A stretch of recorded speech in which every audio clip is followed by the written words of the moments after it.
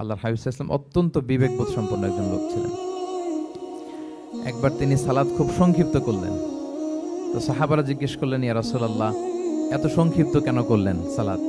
তখন আল্লাহর হাবিব সাল্লাল্লাহু আলাইহি ওয়াসাল্লাম বললেন যে, পেছনে বোনদের নামাজের সেকশনে ওখান থেকে একটা ছোট্ট বাচ্চার কান্নার আওয়াজ আমি শুনছিলাম। আমার মনে হচ্ছিল বাচ্চাটাকে সামলাতে মাটার খুব কষ্ট হচ্ছে, এই জন্য আমি সালাদটা সংক্ষিপ্ত করে দিয়েছি। দেখেন কিরকম সেন্সেশন, কতটা কনসিডারেট ছিলেন। একবার আবার আল্লাহর হাবিব সাল্লাল্লাহু আলাইহি ওয়াসাল্লাম মাগরিবের সালাত কিংবা এশার সালাতের কোন এক সেজদা অনেক লম্বা করে দিলেন। তখন সাহাবারা আবার প্রশ্ন করলেন, ইয়া রাসূলুল্লাহ সাল্লাল্লাহু আলাইহি ওয়াসাল্লাম, এত লম্বা দীর্ঘ সেজদা করতে তো ফরজ সালাতে আমরা কখনো দেখি না, কেন করলেন? অসুস্থ হলেন নাকি নামাজের মাঝখানে, অথবা ওহী নাজিল হচ্ছিল নাকি, এরকম কিছু ঘটলো নাকি? তো আল্লাহর হাবিব সাল্লাল্লাহু আলাইহি ওয়াসাল্লাম বললেন যে, না, এগুলো কিছুই না, বরং আমার নাতি হাসান আমি সেজদারত অবস্থায় আমার পিঠের উপরে চড়ে বসেছিল, কাঁধের উপরে। আমি অপেক্ষা করছিলাম যতক্ষণ না তার খেলা শেষ না হয়, তার প্রয়োজন পূরণ না হয়, ততক্ষণ আমি সেজদায় লুটিয়ে পড়েছিলাম। হাসান যখন নেমেছে, তার প্রয়োজন পূরণ হয়েছে, আমি আবার সেজদা থেকে উঠে দাঁড়িয়েছি। দেখেন কতটা কনসিডারেট ছিলেন। তো এইভাবে আল্লাহর হাবিব সাল্লাল্লাহু আলাইহি ওয়াসাল্লাম ছোট ছোট সূরাগুলো দিয়ে ফরজ সালাতের ইমামতি করতে উদ্বুদ্ধ করতেন। মুআয ইবনে জাবাল রাদিয়াল্লাহু তাআলা আনহুকে উনি মদিনার পাশেই একটা এলাকার ইমাম হিসেবে অ্যাসাইন করেছিলেন। তো ওই এলাকার লোকজন ছিল শ্রমজীবী, ওট দিয়ে তারা পানি নিয়ে খেজুর বাগানে পানি সিঞ্চন করত। সারাদিন পরিশ্রম করে ওনারা সালাতে অংশগ্রহণ করত। তো একবার উনি মাগরিবের সালাতে সূরাতুল বাকারা তেলাওয়াত শুরু করলেন।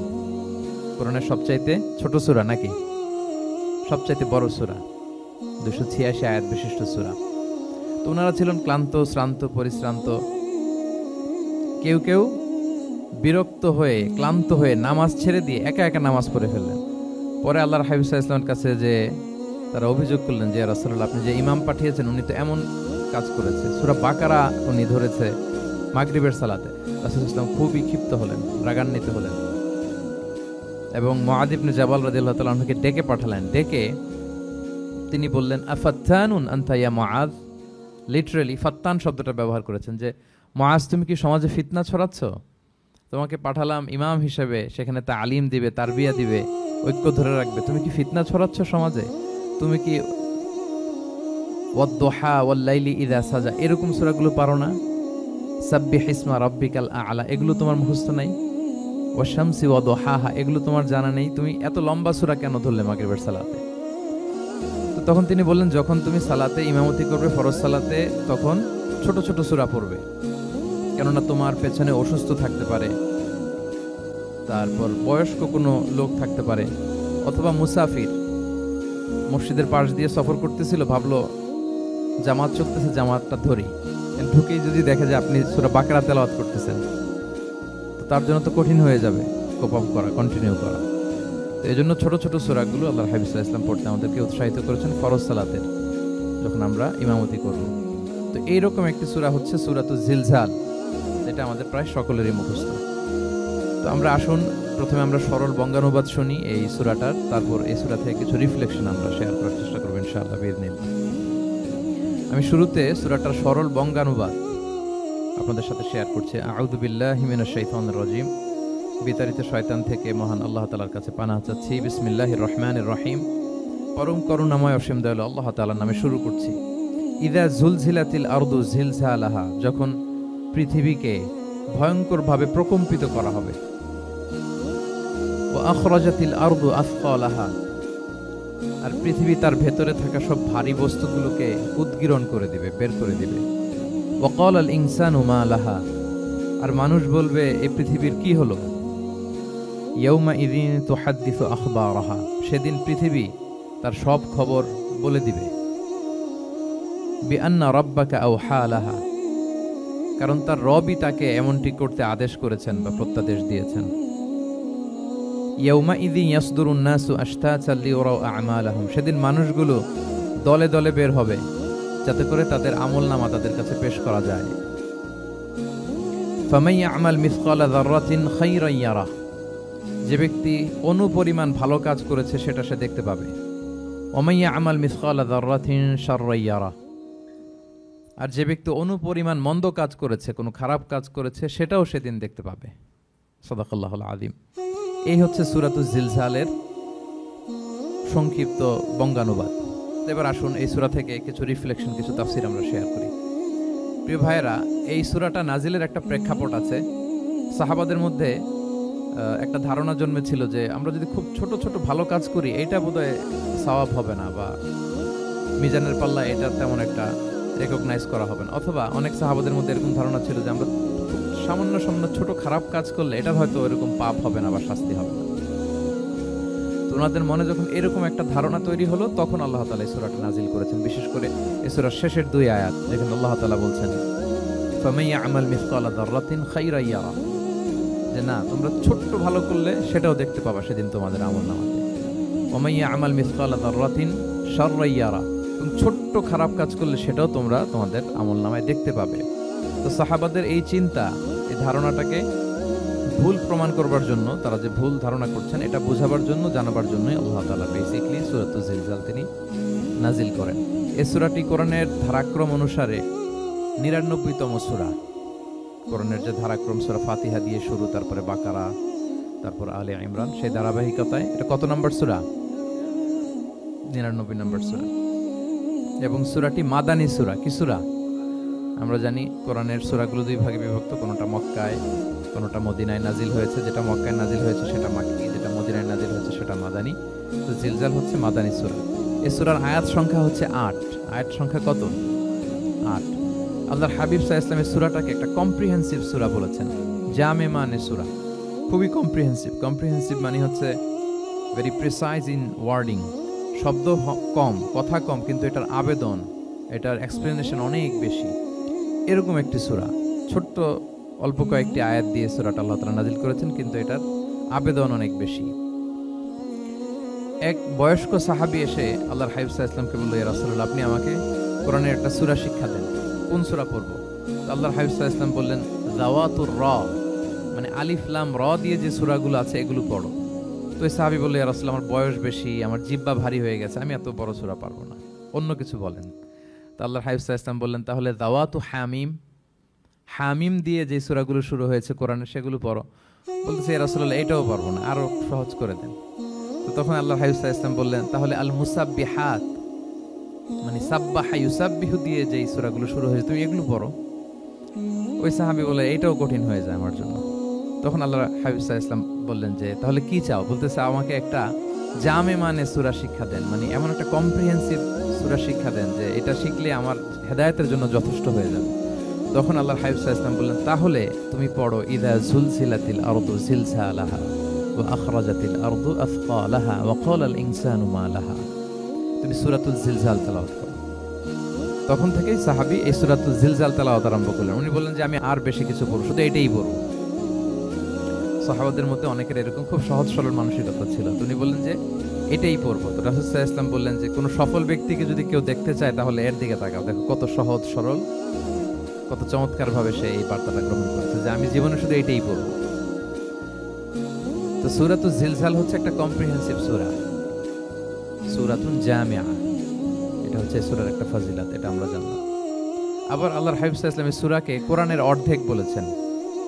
আল্লাহর হাবিব সাল্লাল্লাহু আলাইহি ওয়াসাল্লাম ইরশাদ করেছেন, ইযা যুলজিলাতিল আরদু তা'দিলু নিসফাল কোরআন। সূরাতুল জিলজাল এটা কোরআনের অর্ধেক, কোরআনের অর্ধেক। আপনারা এরকম শুনেছেন যে সূরা ফাতিহাকে বলা হয় কোরআনের অর্ধেক, তারপর সূরাতুল ইখলাসকে বলা হয় সুলুসুল কোরআন, কোরআনের 1/3। এটার অর্ধেক বলার কারণ হচ্ছে কোরআনে অর্ধেক বলা হয়েছে দুনিয়ার কথা, অর্ধেক বলা হয়েছে আখিরাতের কথা, পরজগতের কথা, লাইফ আফটার ডেথের কথা। তো যেহেতু এই সূরাটা আখিরাতকে কভার করে, তাই সেজন্য কেমন যেন এই সূরাটা পুরো কোরআনের অর্ধেক। আল্লাহ তাআলা আমাদেরকে, আমরা যখন আল্লাহর কাছে কল্যাণ কামনা করি, আল্লাহ বলেছেন এইভাবে বলো, রব্বানা আতিনা ফিদ দুনিয়া হাসানা ওয়া ফিল আখিরাতি হাসানা ওয়া কিনা আযাবান্নার। হে আল্লাহ, আপনি দুনিয়ার কল্যাণ আমাদেরকে দান করেন, পরজগতের কল্যাণ দান করেন, আমাদেরকে আগুনের শাস্তি থেকে রক্ষা করেন। তাহলে দুনিয়া আখিরাত দুইটার কম্বিনেশনে। সো সূরা জিলজাল যেহেতু আখিরাতকে কভার করে, তাহলে এটা কোরআনের অর্ধেক। এটা কি কোরআনের অর্ধেক? তা'দিলু নিসফাল কোরআন। সূরাতুল জিলজাল তা'দিলু নিসফাল কোরআন, এটা কোরআনের অর্ধেক। তাহলে দুইটা আমরা ফজিলত বা ভার্চু জানতে পারলাম এই সূরার। এক নাম্বার হচ্ছে এটা একটা কম্প্রিহেন্সিভ সূরা, কম্প্রিহেন্সিভ সূরা। দুই নাম্বার জানতে পারলাম এটা কোরআনের অর্ধেক, নিসফুল কোরআন। আচ্ছা, এবার আমরা সূরার তাফসিরে চলে যাই। আল্লাহ তাআলা ইরশাদ করছেন, ইযা যুলজিলাতিল আরদু জিলজালাহা, যখন এই পৃথিবীটাকে প্রকম্পিত করা হবে। প্রিয় ভাইরা, বেসিক্যালি এই 8 আয়াত বিশিষ্ট সূরাটার মধ্যে আমরা দুইটা ভাগ করতে পারি। প্রথম 5 আয়াতে আল্লাহ তাআলা কিয়ামতের বিভীষিকাময় পরিস্থিতির একটা চিত্রায়ন এখানে এনেছেন, পিকচারাইজ করেছেন যে কিয়ামতের যে সময়টা হবে তা কেমন হবে, এটা আল্লাহ তাআলা চিত্রায়িত করেছেন। সূরাকে মনোযোগ দিয়ে যদি আপনি পড়েন, অনুধাবন করেন, মনে হবে যে কিয়ামতের চিত্রটা আপনার চোখের সামনে ভেসে উঠেছে। তো 8 আয়াত বিশিষ্ট এই সূরার প্রথম 5 আয়াতে আল্লাহ তাআলা তিনি কিয়ামতের বিভীষিকাময় পরিস্থিতির একটা বর্ণনা হাজির করেছেন। এরপর শেষের 3 আয়াতে কেমন করে আমাদের আমলনামা পেশ করা হবে, আমরা যা করি ভালো কিংবা মন্দ, এটাকে লিখে রাখা হয়, এটাকে রেকর্ড করে রাখা হয়। ওই আমলনামাটা আবার একদিন আমাদের হাতে পেশ করা হবে। ওই সময়টা কেমন হবে, ওই দৃশ্যটা কেমন হবে, এটা আল্লাহ তাআলা বলেছেন। আই রিপিট, আমি আবারও বলি, সূরার আয়াত সংখ্যা কত? 8। তো প্রথম 5 আয়াতে আল্লাহ তাআলা কিয়ামতের বিভীষিকাময় পরিস্থিতির বর্ণনা দিয়েছেন, আর শেষের 3 আয়াতে আমাদেরকে যে আমাদের আমলনামা পেশ করা হবে তার একটা চিত্র তুলে ধরেছেন। এবার মোটামুটি সহজ হয়ে আসছে না ব্যাপারটা? আচ্ছা, তো প্রথম 5 আয়াতে আল্লাহ তাআলা কিয়ামতের চিত্রায়িত কিভাবে কেমন করে করলেন, চিত্র হাজির করলেন। আল্লাহ বললেন যে ইযা যুলজিলাতিল আরদু জিলজালাহা, যখন পৃথিবীকে ভয়ঙ্কর ভাবে প্রকম্পিত করা হবে, পুরো পৃথিবীটাকে একটা ঝাঁকুনি দেয়া হবে। এই সূরার নামই হচ্ছে ঝাঁকুনি দেওয়ার সূরা, ঝাঁকুনি। জিলজাল মানে হচ্ছে শেকিং, আর্থকোয়েক, ভূমিকম্প, ভূকম্পন। ভূমিকম্পের সাথে পরিচিত না সবাই? এক্সপেরিয়েন্স হয়েছে কারো ভূমিকম্প? নাকি ঘুমায় থাকার সময় হয়? সব সময় হয়েছে? হ্যাঁ, মাঝে মাঝে আমরা এক্সপেরিয়েন্স করি আর্থকোয়েক, ভূকম্পন। পৃথিবী কেঁপে ওঠে, এটা একটা ন্যাচারাল ফেনোমেনা। পৃথিবীর মাটির নিচে অনেক কিছু থাকে, এগুলো নড়ে চড়ে উঠলে পৃথিবীটাও কেঁপে ওঠে।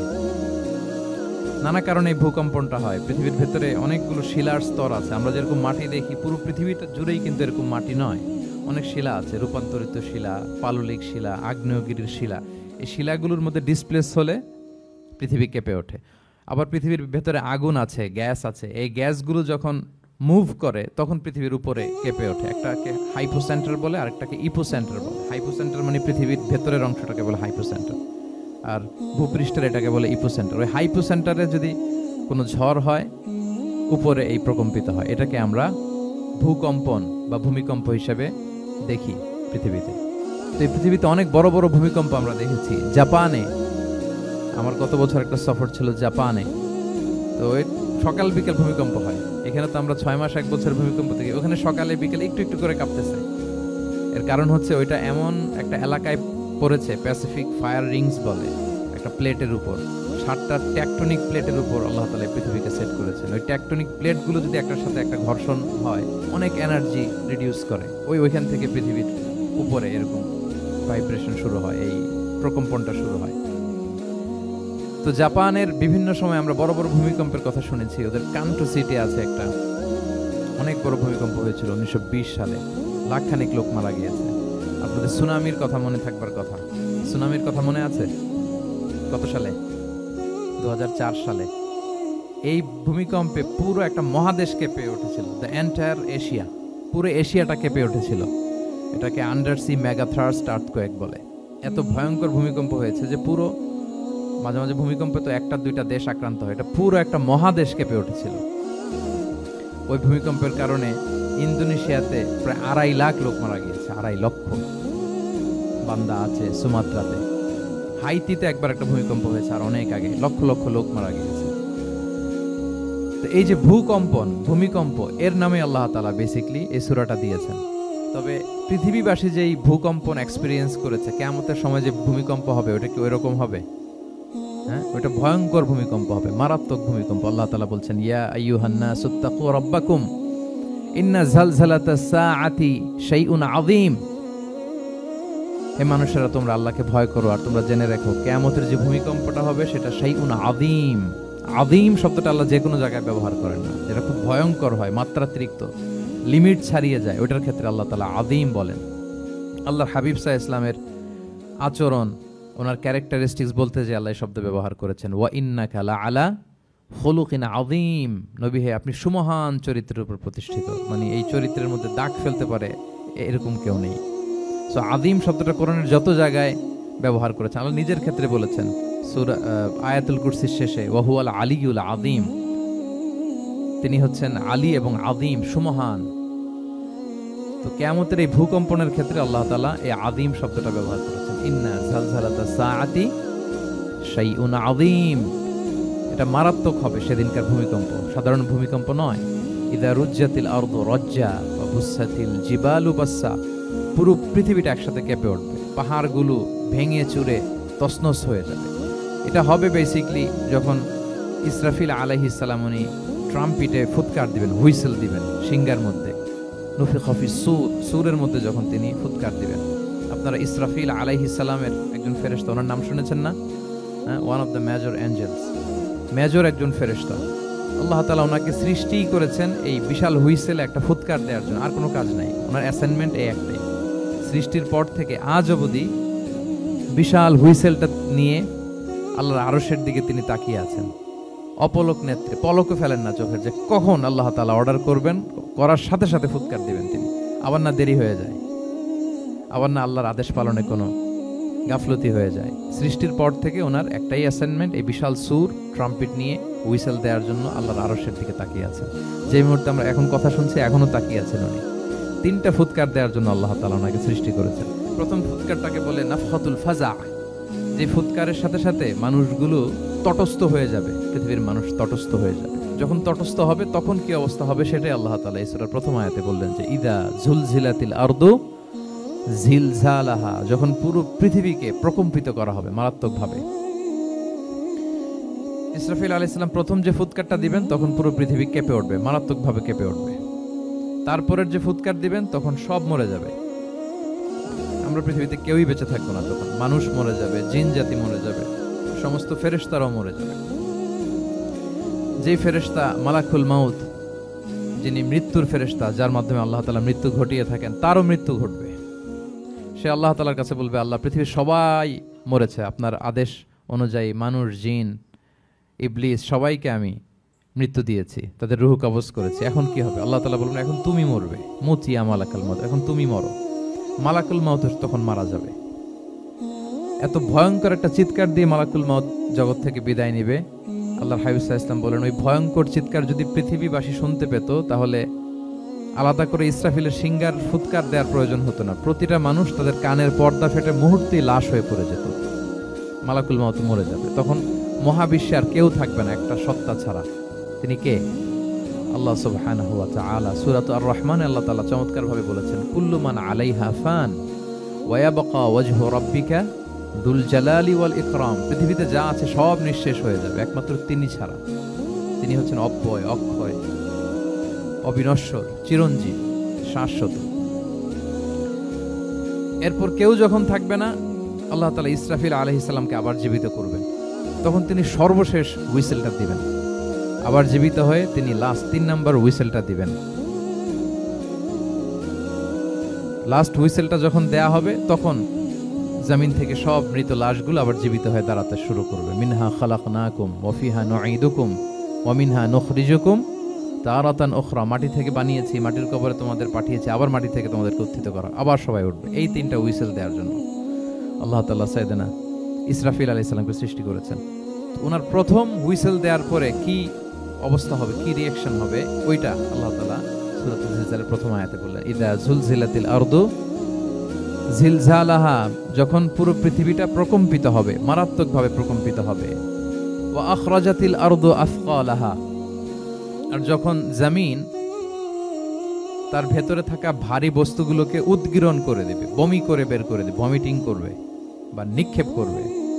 পৃথিবীর ভেতরে কি আছে তাফসিরে এসেছে আল মাউতা ওয়াল কুনুজ, অর্থাৎ মৃত ডেড বডিগুলো, সেই আদম আলাইহিস সালামের সময় থেকে শুরু করে কিয়ামত পর্যন্ত পৃথিবী সব ডেড বডিগুলোকে ধারণ করে তার ভেতরে, তাই না? জীবিতদেরকে ভূপৃষ্ঠ উপরে ধারণ করে আর মৃতদেরকে জমিন তার পেটের ভেতরে ধারণ করে। তো আখরাজাতিল আরদু আফকালাহা, জমিন ভারী বস্তুগুলোকে উদ্গীরণ করবে, তাহলে সব ডেড বডিগুলোকে তখন বের করে দিবে। আর কুনুজ যত আছে, মিনারেলস, যত খনিজ পদার্থ আছে পৃথিবীর ভেতরে, স্বর্ণ, যত মিনারেল আছে, ইউরেনিয়াম থেকে শুরু করে যত গ্যাস আছে, প্লাটিনাম আছে, যা আছে আগুন অগ্নিকুণ্ড সব কিছু জমিন বের করে দিবে, মারাত্মক এক বিস্ফোরণের মধ্য দিয়ে জমিন সবকিছু উদ্গীরণ করে বের করে দিবে। তাহলে দেখেন কিছুটা সামহাও আপনাদের সামনে চিত্রায়িত হচ্ছে না কিয়ামতটা কেমন হবে? যদি একটু কল্পনা করেন যেভাবে আল্লাহ তাআলা বলছেন যে ইদা সুলসিলাতিল আরদু জিলজালাহা, পুরো পৃথিবীটা প্রকম্পিত হবে। ওয়া আখরাজাতিল আরদু আথকালাহা, জমিন তার ভেতরের বস্তুগুলো বের করে দিবে, ভারী ভারী বস্তুগুলো, অর্থাৎ ডেড বডি এবং যত খনিজ পদার্থ আছে সেগুলো। ওয়াকাল আল ইনসানু মা লাহা, মানুষ বলবে পৃথিবীর হলো কি, হোয়াটস হ্যাপেনিং, কি হচ্ছে, কি হলো পৃথিবী, পৃথিবী এরকম কেন করতেছে? যে আয়াতটা বলেছিলাম যে ইন্না যালজালাতাস সাআতি শাইউন আযীম, সেখানে আল্লাহ তাআলা বলছেন ইয়াউমা তারাউনাহা তাযহালু কুল্লু মুরদিআতিন আম্মা আরদাআত ওয়া তাদউ কুল্লু যাতি হামলিন হামলাহা ওয়া তারান নাসা সুকারা ওয়া মা হুম বিসুকারা ওয়ালাকিন্না আযাবাল্লাহি শাদীদ। মানুষের ফার্স্ট রিঅ্যাকশন কি হবে এই আর্থকোয়েকের পরে? এই আয়াতে চমৎকারভাবে আল্লাহ তাআলা বলছেন, আল্লাহ বলছেন যে পরিস্থিতিটা এত ভয়ঙ্কর হবে, কারণ এরকম ভূকম্পন তো পৃথিবীবাসী দেখেনি। এত মারাত্মক ভূমিকম্প হবে যে দুধ খাওয়াচ্ছে এরকম মা তার দুধের বাচ্চার কথা ভুলে যাবে। আল্লাহু আকবার। দেখেন এখানে উপমাটা কিরকম। সাধারণত দুধের বাচ্চার প্রতি মায়ের আলাদা একটা টেক কেয়ার থাকে, মানে তাকে রেখে এদিক সেদিক যায় না, গেলেও চোখে চোখে রাখে, বা কোথাও গেলে অন্যকে বলে যায় তুমি একটু দেখো, কিরকম করে না? দুধের বাচ্চা তো সে খুবই ছোট বাচ্চা, তার আলাদা কেয়ারের প্রয়োজন হয়, এক্সট্রা কেয়ারের প্রয়োজন হয়। তো দুধ খাওয়ায় ব্রেস্ট ফিডিং মাদার কখনো তার বাচ্চাকে চোখের আড়াল করতে দেয় না বা চায় না। আল্লাহ বললেন যে তখন পরিস্থিতি এত ভয়ানক হবে যে নিজের দুধের বাচ্চার কথাই মা ভুলে যাবে। তারপর এখনো পরিপূর্ণ হয়নি পেটের ভেতরে বাচ্চা, এরকম মা যারা আছে গর্ভবতী, সাধারণত কয় মাস পরে বাচ্চা ডেলিভারি হয়? হ্যাঁ, 8 মাস 9 মাস পরে। দেখা যাবে যে 2 মাসের বাচ্চা, এখনো ভ্রূণ, 3 মাসের বাচ্চা, 4 মাসের বাচ্চা। এই ভয়ঙ্কর পরিস্থিতির চোটে যত গর্ভবতী নারী আছে সব মুহূর্তে ডেলিভারি করে দেবে, মুহূর্তে, ইনস্ট্যান্ট। ও তাদাউ কুল যাতু হামলিন হামলাহা, যত মা আছে গর্ভবতী সবাই প্রেগনেন্ট মহিলারা মুহূর্তে ডেলিভারি করে দেবে, প্রিম্যাচিউরড বেবি, কেউ ভ্রূণ, কেউ 3 মাসের, কেউ 4 মাসের বাচ্চাগুলো ডেলিভারি হয়ে যাবে। মানুষগুলো পঙ্গপালের মতো দৌড়াতে থাকবে, বিক্ষিপ্ত পতঙ্গের মতো দৌড়াতে থাকবে মানুষ, আর বলবে ওয়াকাল আল ইনসানু মা লাহা। মানুষ তখন, মানুষের ফার্স্ট রিঅ্যাকশন হবে যে মা লাহা, কি হলো, হোয়াটস হ্যাপেনিং, কি হচ্ছে, কিছুই বুঝতে পারতেছে না। মা লাহা, পৃথিবীর কি হলো? ইয়াউমা ইদিন তুহাদ্দিসু আখবারাহা, সেদিন পৃথিবী সবকিছু বর্ণনা করে দিবে, সব বয়ান দিয়ে দিবে। আমরা এই পৃথিবীর উপরে জমিনে যা করি সব কিন্তু পৃথিবীর মধ্যে রেকর্ডেড থাকে। জমিন সেদিন বয়ান দিবে, সেদিন আসলে সবকিছুই বয়ান দিবে। জমিন বয়ান দিবে, হাত পা সাক্ষী দিবে, যেখানে মানুষ যে সমস্ত জিনিসের মাধ্যমে, যেই টুলসগুলোর মাধ্যমে পাপ করেছে, অন্যায় করেছে, সবকিছু সেদিন সাক্ষী দিবে। আর সব সাক্ষীর বড় সাক্ষী হবে সেদিন এই জমিন। জমিন হবে সেদিন রাত সাক্ষী। জমিন হবে কি সাক্ষী? রাত সাক্ষী। ইয়াউমা ইদিন তুহাদ্দিসু আখবারাহা, আল্লাহ জমিনকে বলবে এবার তুমি পাপের বয়ান দাও, রাত সাক্ষী হয়ে তুমি বয়ান দাও কি কি ঘটেছে তোমার উপরে। কারণ আমরা যত পাপই করি না কেন, যত কাজই করি না কেন, সব জমিনের উপরই করি, তাই না? তো জমিন সেদিন বয়ান দেবে, সাক্ষী দেবে। ইয়াউমা ইদিন তুহাদ্দিসু আখবারাহা।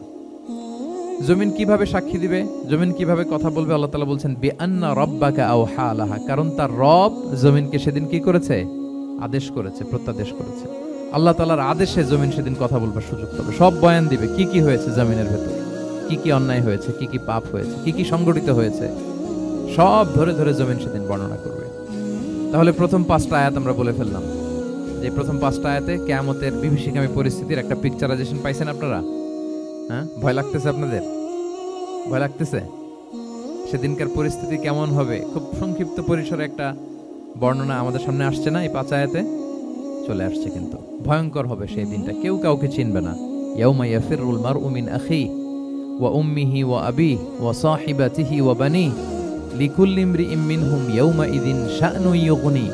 ভাই ভাইকে দেখে পালাবে, পরিচয় দিবে না। বন্ধু বন্ধুকে দেখে পালাবে, স্বামী স্ত্রীকে দেখে পালাবে, প্রিয়তমা স্ত্রীকে পরিচয় দিবে না, কলেজের টুকরা সন্তানকে পরিচয়, কেউ কাউকে চিনবে না। সবাই নাফসি নাফসি, সবাই নাফসি নাফসি, কোনো পোশাক ছাড়া বস্ত্রহীন হয়ে উঠবে। আম্মা জান আয়েশা রাদিয়াল্লাহু তাআলা আনহা বিষ্ণু ইসা ইসলামকে বলবেন ইয়া রাসূলুল্লাহ, তাহলে মানুষ কি লজ্জিত হবে না বস্ত্রহীন অবস্থায় উঠলে? তো রাসূল সাল্লাল্লাহু আলাইহি ওয়াসাল্লাম বললেন, লিকুল্লি ইমরিইম মিনহুম ইয়াউমা ইদিন শা'নুন ইউগনি। প্রত্যেকের এমন একটা ভয়ঙ্কর অবস্থা হবে যে তার গায়ে কাপড় আছে কি নাই, সে কি রকম অবস্থায় আছে এটাই সে ভুলে যাবে, মানে ওই টেন্ডেন্সি তার থাকবে না। এত ভয়ঙ্কর হবে সেদিনটা। সেই ভয়ঙ্করতম দিনে আল্লাহ তাআলা আমাদেরকে হেফাজত করুক। আল্লাহর হাবিব সাল্লাল্লাহু আলাইহি ওয়াসাল্লাম বলেছেন, সে ভয়ঙ্করতম দিনে আল্লাহর সুশীতল আরশের নিচে 7 শ্রেণীর লোকজন ছায়া পাবে। ওই 7 শ্রেণীর অন্তর্ভুক্ত যেন আমরা হতে পারি, আল্লাহ তৌফিক দান করুক। সম্মানিত ভাইয়েরা, তাহলে সূরা জিলজালের 8 আয়াত বিশিষ্ট সূরার প্রথম 5 আয়াত আমরা কভার করলাম। আমরা বলেছি যে প্রথম 5 আয়াতে আল্লাহ তাআলা কিয়ামতের বিভীষিকাময় পরিস্থিতির বর্ণনা দিয়েছেন, সেটা গেল। পরের 3 আয়াতে কি নিয়ে আলোচনা করা হয়েছে বলেন তো দেখি, মনে আছে কিনা? হ্যাঁ, আমল কিভাবে পেশ করা হবে, আমলনামা, সেটা নিয়ে আল্লাহ তাআলা বলেছেন। আল্লাহ তাআলা শুরু করছেন, আল্লাহ বলছেন যে ইয়াউমা ইযি ইয়াসদুরুন নাসু আশতাতা, সেদিন মানুষগুলো দলে দলে বের হবে, দলে দলে এসে বের হবে। কেন? লিউরাউ আমালাহুম, যাতে করে তাদের আমলনামা তাদেরকে দেখানো যায়। তার মানে কি করেছি সেদিন আমলনামা আমরা দেখব। ইয়াউমা ইযি ইয়াসদুরুন নাসু আশতাতাল লিউরাউ আমালাহুম, যাতে করে তাদের আমলনামা তাদেরকে দেখানো যায়। তার মানে সেদিন আমরা আমাদের আমলনামা দেখব, কি করেছি না করেছি সব সেদিন সে আমলনামায় থাকবে। তো আমলনামাটা 2 ভাবে দেয়া হবে, হাদিসে এসেছে, কোরআনের আয়াতেও এসেছে। নেককার লোকদের আমলনামা ডান হাতে দেয়া হবে, সামনের দিক থেকে। আর পাপাচারী, সীমা লঙ্ঘনকারী, জালিমদের আমলনামা পেছন থেকে বাঁ হাতে দেয়া হবে, পেছন থেকে এনে বাঁ হাতে। আর নেককারদের সামনে থেকে ডান হাতে। আল্লাহ তাআলা যেন আমাদেরকে ডান হাতে আমলনামা দান করেন। এই কথাটা আল্লাহ চমৎকার ভাবে বলছেন, ফাআম্মা মান উতিয়া কিতাবাহু বিয়ামিনিহি ফাসাউফা ইউহাসাবু হিসাবান ইয়াসীরা। সেদিন আল্লাহ তাআলা যাকে ডান হাতে আমলনামা দিবে তার হিসাবটা সহজ হবে। আল্লাহর হাবিব সাল্লাল্লাহু আলাইহি ওয়াসাল্লাম সব সময় এই দোয়াটা করতেন, আল্লাহুম্মা হাসিবিনা হিসাবান ইয়াসীরা। হে আল্লাহ, আপনি আমার হিসাবটাকে সহজ করেন, হে আল্লাহ, আপনি আমার হিসাবটাকে সহজ করেন। এই দোয়াটা আপনারাও পড়বেন, আল্লাহুম্মা হাসিবিনা হিসাবান ইয়াসীরা। দেখেন, আল্লাহর হাবিব সাল্লাল্লাহু আলাইহি ওয়াসাল্লামের ব্যাপারে বলা হয়েছে গফিরা লাহু মা তাকাদ্দামা মিন যামবিহি ওয়া মা তাআখার। আল্লাহর হাবিব সাল্লাল্লাহু আলাইহি ওয়াসাল্লামের আগের পরের সব গুনাহ মাফ। আদতে তো গুনাহই নাই, নিষ্পাপ ছিলেন তিনি, মাসুম। নবীরা হচ্ছেন মাসুম। তারপরেও আল্লাহর হাবিব সাল্লাল্লাহু আলাইহি ওয়াসাল্লাম এই দোয়াটা করতেন, আল্লাহুম্মা হাসিবিনা হিসাবান ইয়াসীরা। এরপরও তিনি এই দোয়াটা সবসময় করতেন। তাহাজ্জুদের সালাতে দাঁড়িয়ে থাকতে থাকতে ওনার পা ফুলে যেত। সিজদায় যে কাঁদতে কাঁদতে জামা ভিজিয়ে ফেলতেন, হাত্তা বাল্লা লিহিয়াতাহু, দাড়ি ভিজিয়ে ফেলতেন, হাত্তা বাল্লা হাজারাহু, জামা ভিজিয়ে ফেলতেন, হাত্তা বাল্লাল আরদা, সিজদায় পরে কাঁদতে কাঁদতে জমিন ভিজিয়ে ফেলতেন। তো আম্মা জান আয়েশা রাদিয়াল্লাহু তাআলা আনহা বলতেন, ইয়া রাসূলুল্লাহ, এত কষ্ট কেন করেন? আপনার পা ফুলে যায়, কাঁদতে কাঁদতে আপনি হয়রান হয়ে যান। আল্লাহ তো বলেছেন যে আপনার আগের পরের সব গুনাহ মাফ। আল্লাহ হাবিব সাল্লাল্লাহু আলাইহি ওয়াসাল্লাম বলতেন, আফালা উহিব্বু আন আকুনা আবদান শাকুরা। হে আয়েশা, আমি কি শুকরগুজার বান্দা হতে পছন্দ করব না? আল্লাহ তাআলা আমাকে ক্ষমা করেছেন, আমাকে স্পেশাল স্ট্যাটাস দিয়েছেন। এই যে আল্লাহ তাআলার বিশেষ অনুগ্রহ, এটার শুকরিয়া স্বরূপ আমি কি তার কাছে নিজেকে পেশ করব না? তো দেখেন, আল্লাহর হাবিব সাল্লাল্লাহু আলাইহি ওয়াসাল্লাম যার কোনো গুনাহ নাই, তিনিও দোয়া করতেন, আল্লাহ আমার হিসাবটা সহজ করো। সেদিন যার হিসাব সহজ হবে তার জন্য সবকিছু মিলে যাবে, তার মুক্তি। আর যদি আল্লাহ হিসাব কঠিন করে, হাদিসে এসেছে, আল্লাহ যদি কাউকে জিজ্ঞেস করে, মান নুকিশা উযযিবা। নুকিশা এসেছে নিকাশ থেকে। আমরা বাংলা একটা কথা বলি না, হিসাব নিকাশ। নিকাশ বলেন আপনারা? নিকাশ, হিসাব নিকাশ। নিকাশটা আরবি শব্দ। মান নুকিশা উযযিবা, যার নিকাশ নেওয়া হবে, হিসাব নিকাশ নেওয়া হবে, উযযিবা, তাকে আল্লাহ শাস্তি। যদি বলে এটা করলা কেন, ওখানে গেলা কেন, এটাতে জড়িত হইলা কেন, এই কেন কেনর প্রশ্নবাণে যদি আল্লাহ তাআলা আমাদের জর্জরিত করেন, তাহলে অবস্থা খারাপ। আল্লাহ আমাদেরকে হেফাজত করুক। আর যাকে আল্লাহ তাআলা অনুগ্রহ করবেন, অনেককে আল্লাহ তাআলা এইভাবে অনুগ্রহ করবেন। আল্লাহ বলবেন, তুমি যে এই পাপটা করছিলা মনে আছে? তখন বান্দা বলবে, আল্লাহ মনে আছে, আমি স্বীকৃতি দিচ্ছি, অ্যাকনলেজ করছি, আল্লাহ আমি পাপী, আল্লাহ আমি ভুল করে ফেলেছি। আল্লাহ বলবে, এটা দুনিয়ার কেউ জানে না, আজকে আমিও জানাবো না কাউকে, যাও তুমি আমার এই ডান হাতের নিচ দিয়ে জান্নাতের ভেতরে ঢুকে যাও। আল্লাহুম্মা জাআলনা মিনহুম, আল্লাহুম্মা জাআলনা মিনহুম, আল্লাহুম্মা জাআলনা মিনহুম ইয়া রাব। আল্লাহ তুমি আমাদেরকে তাদের অন্তর্ভুক্ত করো, আমরা পড়ি আমিন। আল্লাহর হাবিব সাল্লাল্লাহু আলাইহি ওয়াসাল্লাম বলতেন, আল্লাহুম্মা হাসিবিনা হিসাবান ইয়াসীরা, আল্লাহ আপনি আমাদের হিসাবকে সহজ করুন। ফাআম্মা মান উতিয়া কিতাবাহু বিয়ামিনিহি, তাহলে হিসাব সহজ হবে কাদের? যাদেরকে আল্লাহ কোন হাতে আমলনামা দিয়েছেন? ডান হাতে। ফাসাউফা ইউহাসাবু হিসাবান ইয়াসীরা, তাদেরকে সহজভাবে হিসাব নেওয়া হবে। ওয়া ইয়ানকালিবু ইলা আহলিহি মাসরুরা, তারা তাদের পরিবারের সাথে খুব আনন্দ উৎফুল্লতার সাথে মিলিত হবে। আর ওয়া আম্মা মান উতিয়া কিতাবাহু ওয়ারাআ যাহরি, আর যাদেরকে পেছন থেকে আমলনামা দেয়া হবে বা হাতে, ফাসাউফা ইয়াদউ সুবুরা, তারা মৃত্যু কামনা করবে, সেদিন মৃত্যু, ধ্বংস কামনা করবে, তারা নিজেদের ধ্বংস। ওয়া ইয়াসলা সাঈরা, আর তারাই জাহান্নামে অন্তর্ভুক্ত হবে, জাহান্নামে তারাই প্রবেশ করবে। বলে আয়াযু বিল্লাহ, নাউযু বিল্লাহ, আল্লাহ আমাদেরকে তুমি হেফাজত করো। তাহলে আমলনামার পর্বটা কেমন হবে? আল্লাহ বলছেন ইয়াউমা ইযিন ইয়াসদুরুন নাসু আশতাত, দলে দলে মানুষ উঠবে, কবর থেকে আসবে, লিউরাউ আ'মালাহুম, যাতে করে তাদের আমলনামা তাদেরকে দেখানো হয়। আর আমলনামা কারো আসবে সামনে থেকে ডান হাতে, কারো আসবে, আমরা যেন ডান হাতে পাই নাকি, এই ফরিয়াদ, এই প্রার্থনা আমরা আল্লাহর কাছে করি। এবার আমলনামা পেয়ে গেলাম আমরা সবাই হাতে, এবার আল্লাহ তাআলা আমাদেরকে বলবেন তোমরাই একটু পড়ো তোমাদের আমলনামা। ইকরা ইকরা কিতাবাকা কাফা বিনাফসিকা আল-ইয়াওমা আলাইকা হাসিবা, পড়ো তোমার আমলনামা, হিসেবের জন্য তুমিই যথেষ্ট আজকে। ধরেন আজকে আপনার গণিত পরীক্ষা গেছে, ধরেন অঙ্ক পরীক্ষার পরে যার খুব কনফিডেন্স ভালো, ভালো গণিত জানে, সে আসলে আগে থেকেই জানে যে আমি 100তে 100, তার একটা নিজের হিসেব নিকেশ আছে না নাকি? আর ধরেন যে যার গণিত মিলে নাই, পরীক্ষা ভালো হয় নাই, যে হচ্ছে খুব খারাপ ছাত্র, একেবারে লাড্ডু গুড্ডু মেরে আসছে, ও নিজেও জানে এটার ফল প্রকাশের জন্য এত ওয়েট করা লাগে না, তার একটা হিসাব নিকেশ আগে থেকে জানা আছে যে আমার দিয়ে তো কিছু হবে না, আমার অন্য চিন্তা করতে হবে। ফলাফল রেজাল্ট আসে নাই, কিন্তু সে নিজেও জানে যে সে 00 পাবে।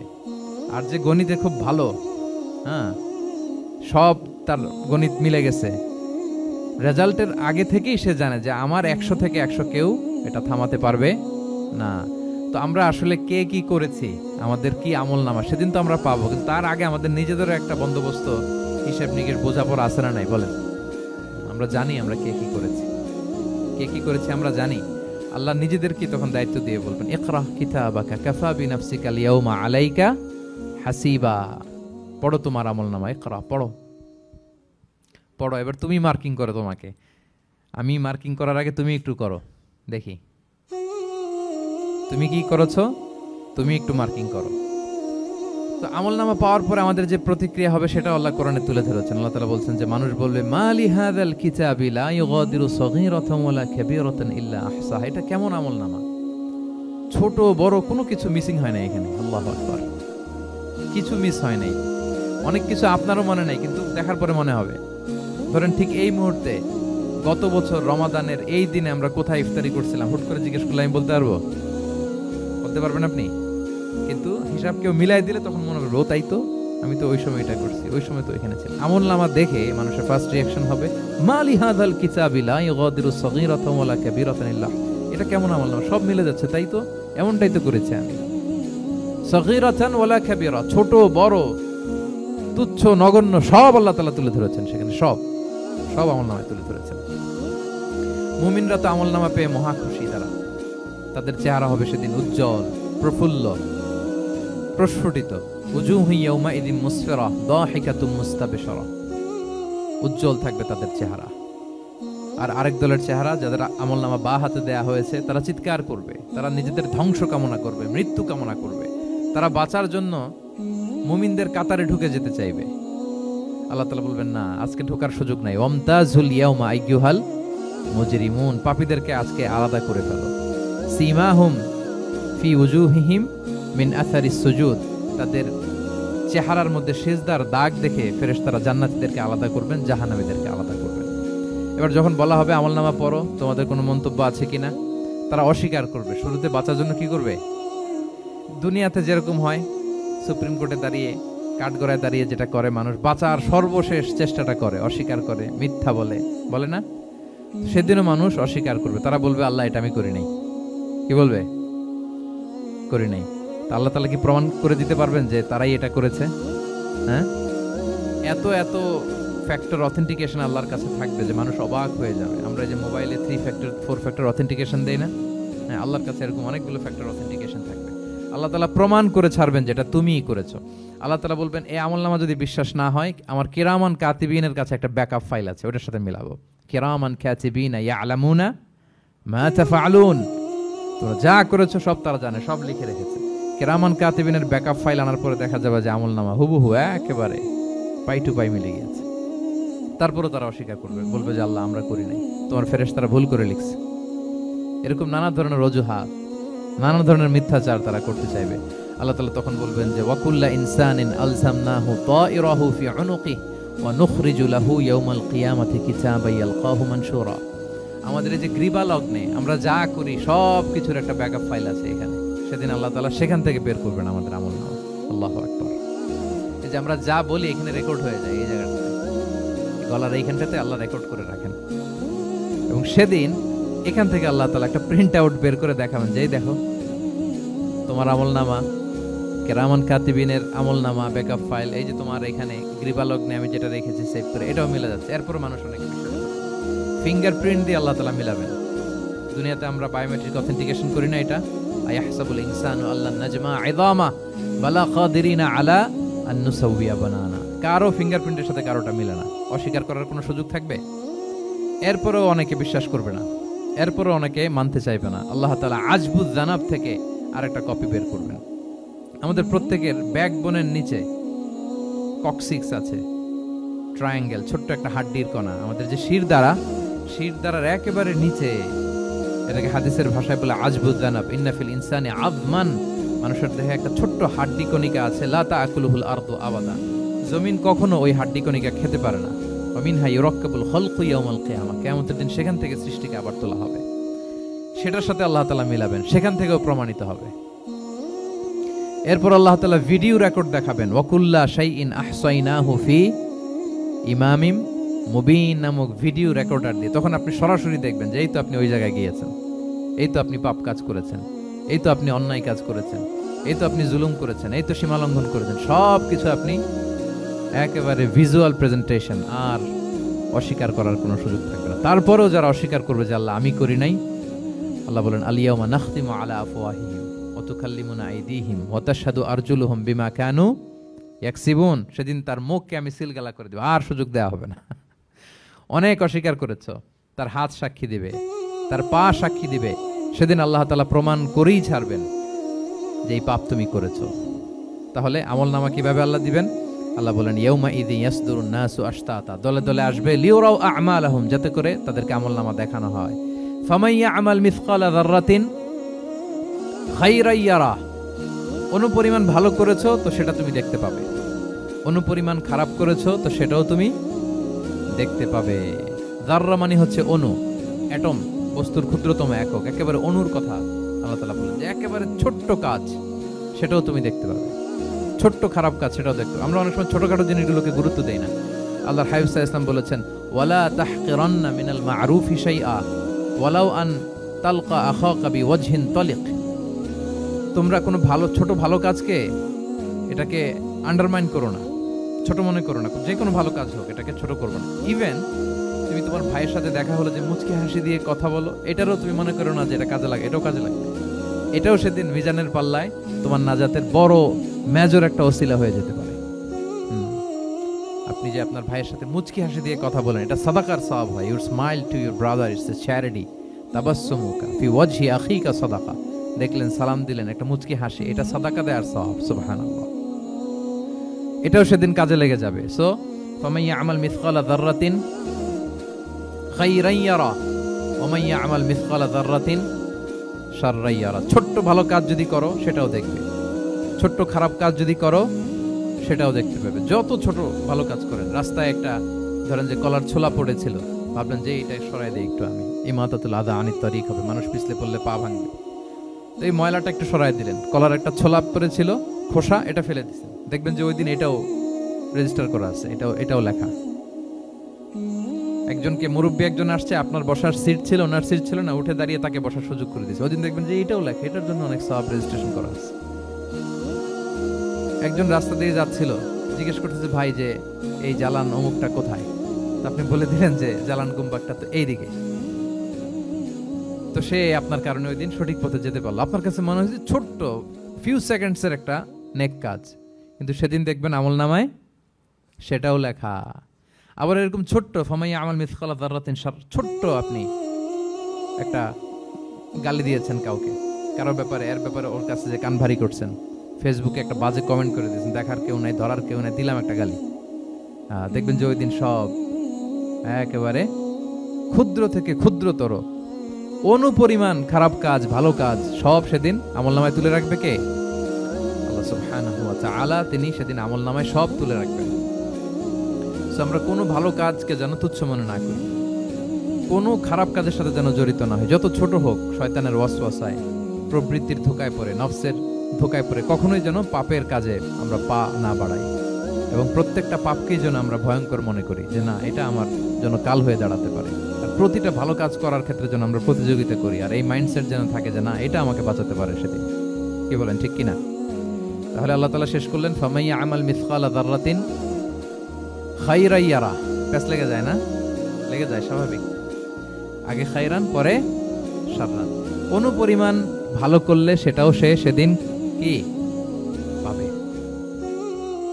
অনুপরিমাণ খারাপ করলেও পাবে। দেখেন, এটা একটা আশা জায়গা নিয়েছে আমাদের, কিন্তু হোপফুল করে, তাই না? আমরা অনেক সময় এমন হয় যে ভালো কাজ করছি, কেউ দেখে নাই। হ্যাঁ, আপনি এই আয়াতটা খেয়াল করবেন যে না, কেউ দেখে নাই, কিন্তু দেখেছে কে? আল্লাহ দেখেছেন, উনি দেখলেই চলবে, আমার আমলনামা এটা ঠিকই থাকবে। কোন এক কারণে সমাজের সবাই আপনাকে ভুল বুঝেছে, misunderstanding, everyone got you wrong. আসলে আপনি ঠিক ছিলেন, সবাই পরিস্থিতি, সামাজিক, এটা সেটা, এরকম হয় না যে সবাই ভুল বুঝতেছে, আসলে আপনি ঠিকই করছেন। সবাই ভুল বুঝুক, আপনার আমলনামায় সেটা ভালো কাজ হিসেবে লেখা থাকবে, ঠিক কিনা? অনেক সময় ঠকায় লোকজন, আমাদেরকে ঠকায় নানাভাবে, আমরা হয়তো তার সাথে পেরে উঠি না। মাঝে মাঝে কিছু ভিডিও আমি দেখি, এই আপেল বিক্রি করতেছে, কি অদ্ভুত ব্যবসায়ী। তো দেখাচ্ছে খুব ভালো ভালো আপেল, আপনারা দেখেছেন কিনা জানি না। সে আবার ওই পলিথিনের ভিতরে পচা নষ্ট আপেলগুলোর কয়েকটা প্যাকেট করে রাখে। তো আপনি বেছে বেছে যেই ভালো আপেলই দিবেন সেটাই সে নিয়ে প্যাকেটে দিয়ে দিচ্ছে। মাপটাপ করার পরে আপনি যখন টাকা বের করতেছেন বা অন্যমনস্ক, হুট করে সে ওই পচা আপেলের, ওইটা আপনার একই পলিথিন, একই ওজনের তার একটা হিসাব থাকে, ওইটা ধরাই দিচ্ছে। তা আপনি কোত্থেকে আপেল কিনছেন, হয়তো অনেক, বাসায় যেয়ে দেখেন সর্বনাশ, কি টসটসে পাকা আপেলগুলো বেছে বেছে দিলাম, এখন দেখি পচা। তো ওরে তো আর পাবেন না, ওরে আর ধরাও হইল না। আপনি ভাবছেন হিসাবটা এখানেই শেষ? হ্যাঁ, এখানেই শেষ না। Lot of unsettled issue yet to be settled. এরকম অনেক কিছু আছে দুনিয়াতে, আপনি সেটেল করতে পারেন না, সেটেল হবে সেদিন। দ্য কনসেপ্ট অফ আখিরা যদি না থাকতো, this worldly life would be a joke. আখিরা বলে যদি কিছু না থাকতো, এই পৃথিবীটা আসলে একটা জোক ছিল, জোক। কেটে টুকরা টুকরা করে বস্তাবন্দি করে ফেলে রাখছে ডোবার মধ্যে, কেউ দেখে নাই, হদিস নাই, এটা সাক্ষীও পাওয়া, বিচারও হচ্ছে না। আর বিচারের যে দীর্ঘসূত্রিতা, আপনি ভাবছেন শেষ, এখানেই শেষ? Not that easy brother. একদিনের ঋণ তাকে শোধ করতে হবে। ফামাইয়া আমাল মিসকালা যাররাতিন খাইরান ইয়ারা ওয়া মাইয়া আমাল মিসকালা যাররাতিন শাররান ইয়ারা। ছোট্ট ছোট্ট ভালো যেখানে আল্লাহ লিখে রাখবেন, এই বড় বড় লোক ঠকানো, জুলুম, অপরাধ, এগুলোর বিচার হবে না একদিন? বলেন, বিচার হবে। তাহলে কনসেপ্ট অফ আখিরা, এটা আমাদেরকে আশাবাদী করে। এই যে আমরা কেউ দাদা হারিয়েছি, বাবা হারিয়েছি, আমরা বিশ্বাসীরা, আমরা হতাশ হই না, আমরা বিশ্বাস করি আমি তো আমার বাবাকে পাচ্ছি ওইখানে। ক্ষণিকের একটা সময়, দুনিয়ার জীবনটা কি ক্ষণিকের। দিস দুনিয়া কম্পেয়ার টু আখিরা ইজ নাথিং, অ্যাবসলিউটলি নাথিং। আখিরাতের তুলনায় এটা তো কিছুই না।